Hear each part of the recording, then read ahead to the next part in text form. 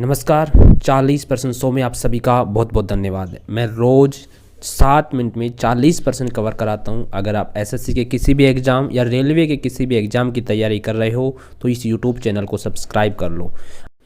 आज की क्लास का पहला क्वेश्चन है, किस विटामिन को सौंदर्य विटामिन कहा जाता है? इसका करेक्ट आंसर बी है, विटामिन ई को सौंदर्य विटामिन कहा जाता है। प्रश्न नंबर 2, कौन सा विटामिन रुधिर का थक्का जमाने में सहायक होता है?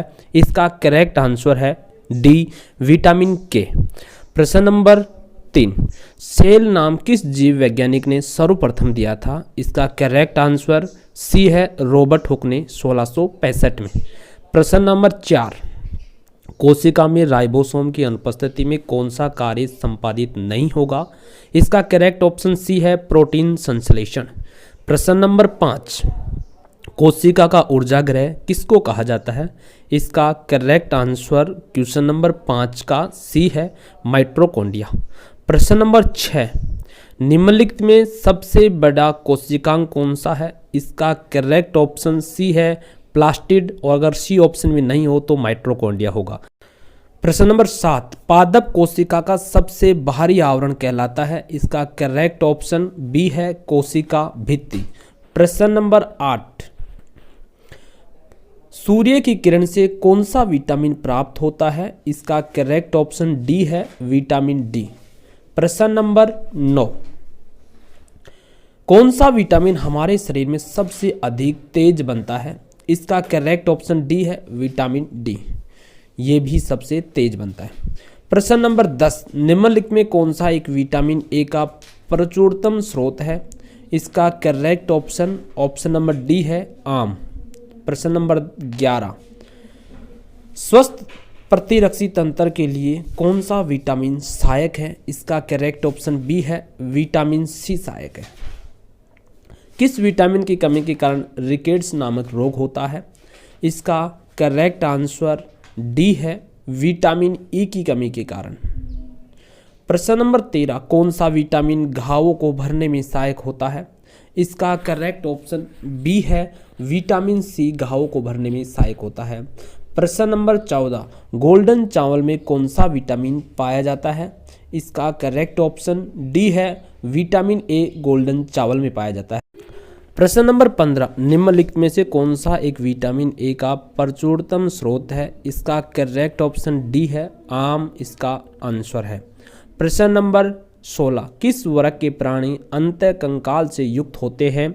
इसका करेक्ट ऑप्शन कोडेटा, ऑप्शन नंबर बी है। 16 का आंसर बी है।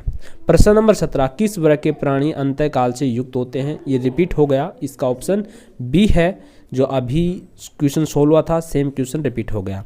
प्रश्न नंबर 18, केचुआ किस वर्ग से संबंधित है? इसका करेक्ट ऑप्शन सी है, एनिलिडा। एनिलिडा से केचुआ वर्ग संबंधित है। प्रश्न नंबर 19, पोराफायरा वर्ग के प्राणी कौन सा गुण होता है? इसका करेक्ट ऑप्शन ए है, छिद्रयुक्त शरीर। प्रश्न नंबर 20, एंटीबायोटिक्स किसके खिलाफ काम करती है? इसका करेक्ट ऑप्शन सी है, बैक्टीरिया के खिलाफ ये काम करती है एंटीबायोटिक्स। प्रश्न नंबर 21, किस जीवाणु के कारण पीलिया होता है? इसका करेक्ट ऑप्शन प्रश्न नंबर 21 का सी है, हेपेटाइटिस वायरस। प्रश्न नंबर 22, कौन सा विटामिन हड्डियों को मजबूत करता है? इसका करेक्ट ऑप्शन सी है, विटामिन सी। प्रश्न नंबर 23, निम्न में किसकी कमी से जीरोप्थेल्मिया रोग होता है? इसका करेक्ट ऑप्शन बी है, विटामिन ए की कमी के कारण। प्रश्न नंबर 24, विषाणु का प्राय किस बीमारी के संदर्भ में उल्लेखित किया गया? इसका करेक्ट ऑप्शन डी है, स्वाइन फ्लू। प्रश्न नंबर 25, पायरिया से प्रभावित होने वाले मानव शरीर के अंग? प्रश्न नंबर 25 का करेक्ट ऑप्शन सी है, दांत और मसूड़े।